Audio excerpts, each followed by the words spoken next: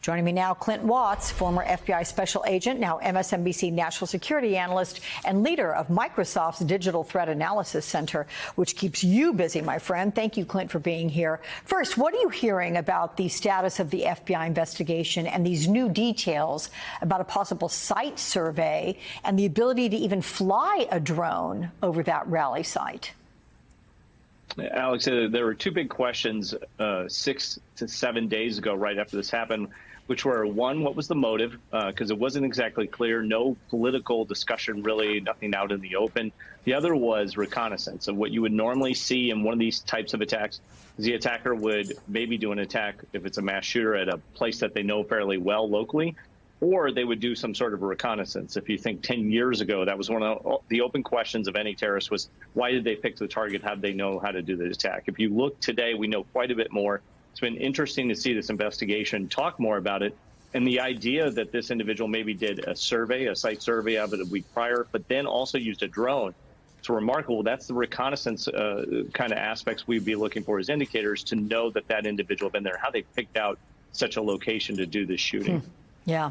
Okay, we're going to get granular here because police first spotted the suspect at 5:09 p.m. with a backpack and a rangefinder.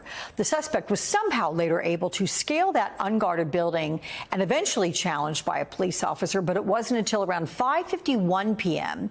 that state police alerted Secret Service, and 2 minutes after that, the agency alerted its snipers. Trump walks on stage 6:02, and then at 6:11, the first shots rang out. If you were the agent in charge of that investigation, Clint, what questions does this timeline raise for you? Alex, anytime you see somebody with a rangefinder trying to get into a location that is protected at this, that would seem to be an immediate trigger. So why wasn't there some sort of a shutdown immediately of the area? Or you don't have to actually clear the area and break up the entire event. You should move to locate that individual or make sure the individual isn't around. And so that would be something like just delaying former President Trump taking stage. You know, he wouldn't necessarily need to go out there immediately. They could take some time and try and clear the area. For example, if they had done that, what would be known as sort of like a counter reconnaissance patrolling or sending people out looking for this individual to see where they went, they could have delayed and maybe scared the individual off even, you know, even if they didn't find them, it might have delayed such an attack. So I'm assuming when these hearings come up, there's going to be a lot of questions about this timeline. So on the suspect's devices, investigators found 14,000 images, including a live stream of the Butler rally.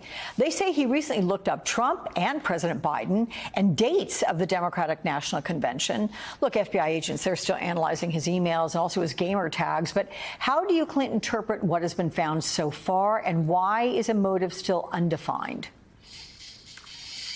I think what we're going to find, Alex, is there has been a shift over, I would say, even the last 2 decades, and particularly the last decade, of us always trying to identify an ideology or some sort of motive. And that comes out of the counterterrorism era of al-Qaeda and ISIS.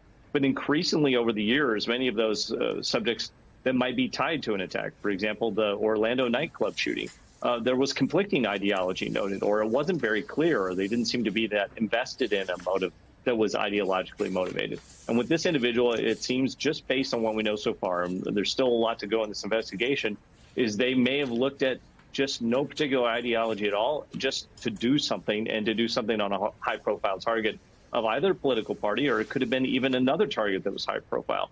And so there used to be, you know, some discussion when we were doing counterterrorism about a lot of people just want to be somebody, even when they feel like they're nothing, and they'll do something just to become known. And increasingly, as we look at this, there's no clear ideological motive.